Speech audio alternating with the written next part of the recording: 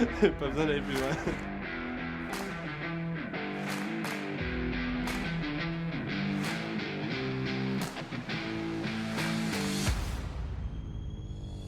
Je suis game designer à Ubisoft Annecy depuis un peu plus de 3 ans. Mon métier, c'est de concevoir les règles du jeu, à savoir les mécaniques, comment tu gagnes, comment tu perds, quelles sont tes adversités et qu'est-ce que le joueur doit faire dans le jeu. Je suis sorti de l'ESMA dans la promo 2020, j'ai été embauché en tant que stagiaire au début à Ubisoft Annecy et depuis je suis resté en poste à Ubisoft Annecy pendant un peu plus de 3 ans où j'ai bossé sur différents jeux comme Raider Republic, X-Defiant et maintenant Star Wars Outlaw. Aujourd'hui, je commence une nouvelle carrière à Ubisoft Bordeaux, donc beaucoup de nouveaux challenges et d'excitation dans la découverte du nouveau studio.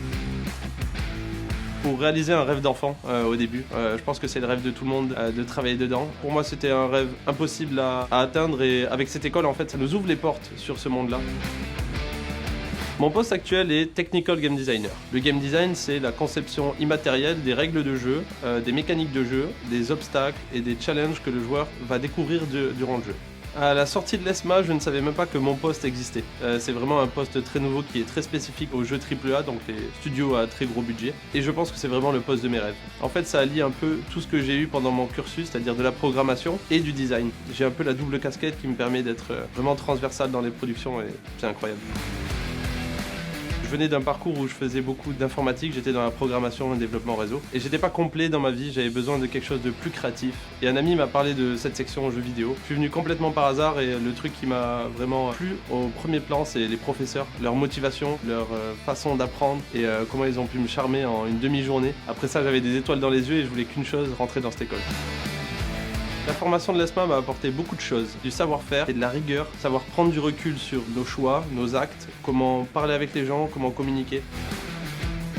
À la sortie de l'ESMA, j'ai trouvé du boulot quasiment directement. Je suis sorti de l'ESMA en juin et en juillet j'étais embauché chez Ubisoft Annecy. En fin de 3e année, on a un stage à réaliser. Donc c'est un stage de 4 semaines à 4 mois. Chez Ubisoft, on a un processus de recrutement qui fait que si tu es un stagiaire qui est compétent, avec qui on aime travailler, généralement on reconduit ton stage en CDD. Le monde du jeu vidéo, c'est un petit monde, on croise toujours des gens qui viennent de l'ESMA. L'ESMA a une réputation positive, donc les gens n'ont pas peur d'embaucher ces personnes-là et sont toujours contents. Il y a des licences de Ubisoft que j'ai pas encore explorées, type Assassin's Creed que j'aimerais bien découvrir avant de chercher une autre page que Ubisoft.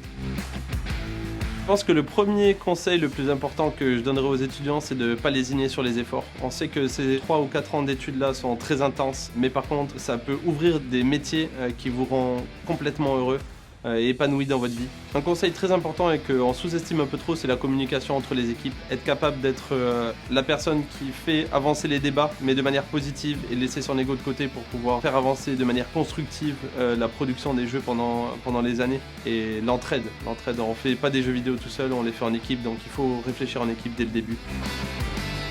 Je pense que si vous voulez essayer le métier de jeu vidéo, il faut tenter. C'est pas donné à tout le monde, ça demande beaucoup de passion et de travail, mais derrière, le retour émotionnel est vraiment énorme. Même si vous faites pas des jeux vidéo dans la vie dans tous les cas, le plus important c'est faites des métiers qui vous font kiffer, voilà quoi, c'est...